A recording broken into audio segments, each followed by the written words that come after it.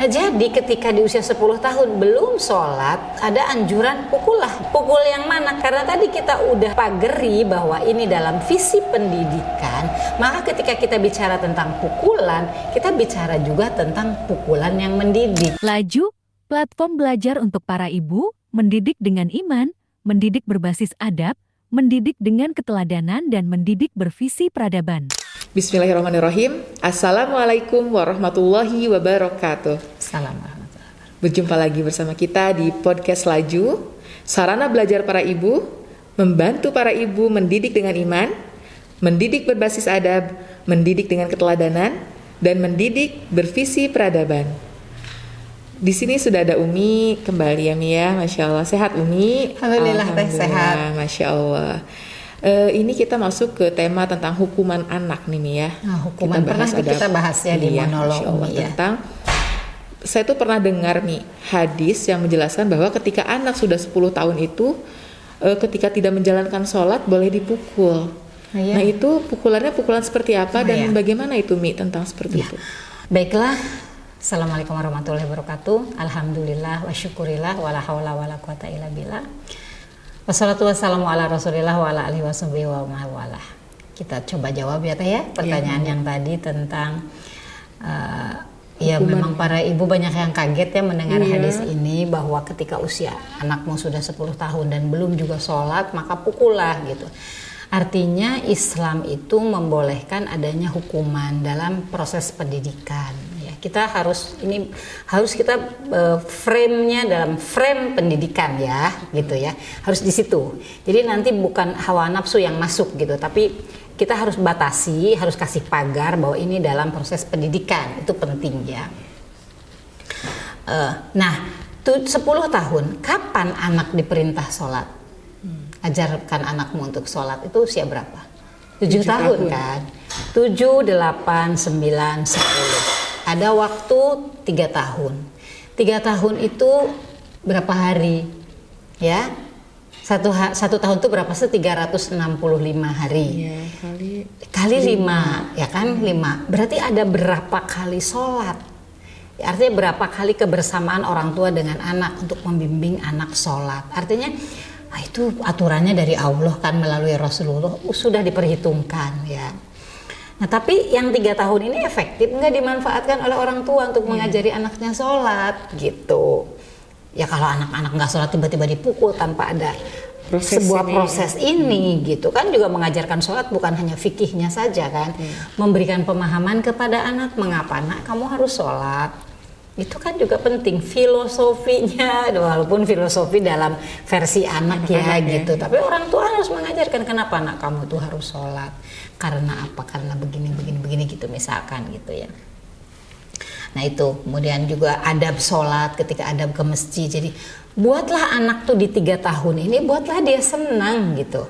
Si ayah mengajak anak sholat, dan itu anak tuh seneng gitu pergi ke masjid gitu kan, sholat di masjid, ketemu teman gitu. Nah itu memang tugas orang tua membuat suasana anak tuh seneng banget kalau ke masjid gitu. Kan lebih mudah ya kalau ngajarkannya di masjid, walaupun anak perempuan nggak apa-apa lah gitu, karena suasananya dapet gitu ya, suasananya tuh dapet gitu. Atau bagi tugas juga nggak apa-apa nih, yang perempuan sama ibunya, yang laki-laki sama ayahnya. Tapi biasanya sih kalau kakak adik suka kakaknya tuh ikut-ikutan, tapi nggak apa-apa lah untuk anak-anak kecil, jadi dia dapat suasananya. Nah ini juga yang belum merata ya pemahaman para orang tua dengan kehadiran anak di masjid itu dianggap itu mengganggu. Karena tadi para orang tua juga tidak semuanya memiliki visi pendidikan Teh gitu ya. Nah ini juga jadi PR lah buat kita lah para orang tua gitu ya. Padahal itu kan bisa kita atur ya gitu. Posisi anak tuh di mana biar itu tidak mengganggu, dan bagaimana caranya agar anak tuh ketika di masjid tidak mengganggu gitu. Nah jadi ketika di usia 10 tahun belum sholat, itu ada anjuran pukullah gitu. Pukul yang mana? Karena tadi kita udah pageri bahwa ini dalam visi pendidikan, maka ketika kita bicara tentang pukulan, kita bicara juga tentang pukulan yang mendidik gitu ya. Bukan sampai meninggalkan trauma gitu ya. Dan itu perintah dari Allah kan? Ya kan, melalui lisan Rasulullah SAW gitu. Nah itu harus menjadi perhatian juga bagi kita gitu ya. Jadi nggak ada masalah dengan hadis itu gitu. Kita tinggal melaksanakannya. Tapi bagaimana mempersiapkan mental anak juga mental orang tua gitu. Ketika dia harus memukul anaknya. Gitu, Teh. Pukulan itu pukulan seperti apa Mi? Kalau misalnya bisa dicontohkan di sini.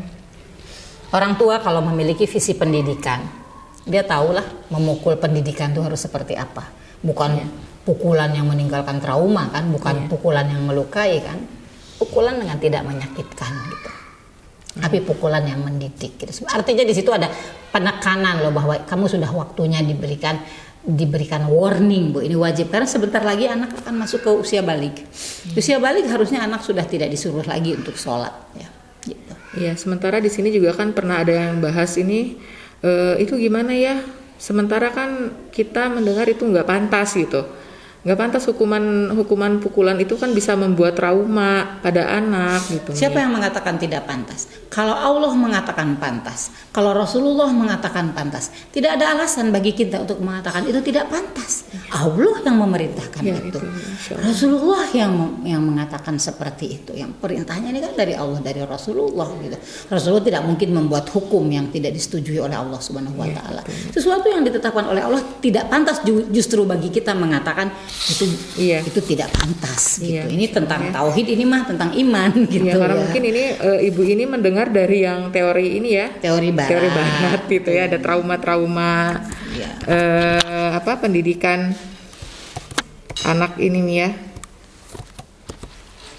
Lalu berikutnya Mi, jadi sejauh mana nih Mi hukuman itu memang harus diberikan kepada anak tentang ibadah, tidak hanya sholat gitu ya. Hukuman dalam mendidik anak itu Mi. Oh ya, begini, Umi pernah menjelaskan juga tentang ini ya di sini juga bahwa hukuman itu adalah konsekuensi dari adanya peraturan. Jadi ada peraturan, ada hukuman, tapi juga harus ada reward gitu. Itu sudah konsekuensi. Itu sebetulnya yang diajarkan oleh Allah kepada kita. Ya kan, ketika Allah Subhanahu wa taala memerintahkan kita puasa. Puasa itu ada pahalanya. Kata Allah untuk yang lain-lain Allah jelaskan pahalanya itu apa, tapi untuk puasa itu untukku. Aku yang akan membalas pengorbananmu. Tapi untuk orang yang tidak berpuasa banyak sekali hukumannya, ya kan? Untuk seorang yang dewasa membatalkan puasa itu kan ada hukumannya. Ya, misalkan seorang suami mengajak istrinya tidur bareng gitu ya sampai terjadi hubungan suami istri, batal puasanya. Kan ada hukumannya. Iya, betul. Ya kan, membebaskan budak. Wah, membebaskan budak sekarang berapa ya? Berarti kan gitu kan. Nggak mampu dia memberi makan 60 orang miskin. Pertama kali puasa Teh. Yeah. Puasa 2 bulan berturut-turut gitu kan. Puasa 2 bulan berturut. Lah puasa sebulan saja dia nggak mampu. Iya. Jadi ada kejelasan puasa 2 bulan berturut-turut, memberi makan gitu kan, memberi makan fakir miskin gitu kan. Jadi ada jelas tuh gitu. Dalam Islam kan seperti itu, sumpah aja. Kita bersumpah. Lalu kita membatalkan sumpah kita. Kan ada hukumannya ya. Ada namanya kafarot gitu untuk menutupi kesalahan kita. Itu yang diajarkan oleh Allah kepada kita. Kalau bicara tentang pendidikan, siapa sih kurikulum terbaik gitu? Kan kurikulumnya Allah dan Rasulullah gitu kan. Seperti itu caranya Allah mendidik umatnya.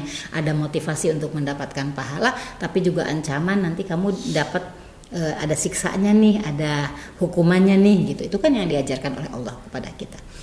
Sekali lagi, ini kita sedang berbicara sudah dipagari ya dengan visi pendidikan ya gitu. Jadi nggak boleh lompat pagar gitu. Nggak, di dalamnya ada kemarahan, dalamnya udah ada hawa nafsu, ada balas dendam. Karena dulu aku juga dipukul sama ayahku, sekarang aku memukul ke anakku gitu. Itu kita tidak bicara tentang itu beda lagi nanti. Kita sekarang sedang berbicara sudah dipagarin dalam visi pendidikan gitu. Jadi memukul atau hukuman kita itu kita sudah berada dalam tadi frame yang terbatas, yaitu kita sedang mendidik anak gitu. Itu dan gini, yang penting adalah anak tahu nggak ada aturan itu gitu. Iya, Jadi harusnya. sosialisasi tentang peraturan itu juga penting dijelaskan kepada anak. Seperti tadi tentang perintah sholat. Gimana orang tua itu mengajari anak dari filosofinya, Iya. dari kenapa Allah memerintahkan ini. Terus dijelaskan dulu. Misalkan di rumah ada peraturan apa, kita jelaskan, nak, kita punya peraturan ini, yuk kita Kenapa sepakati gitu ya? bersama. Kenapa harus ada peraturan? Kenapa? Misalkan Bunda membatasi kamu misalnya pegang gadget itu hanya hari Jumat saja 2 jam saja gitu. Kenapa? Nah, kenapanya harus dijelaskan. Jadi anak-anak dibangun argumentasinya tuh dibangun.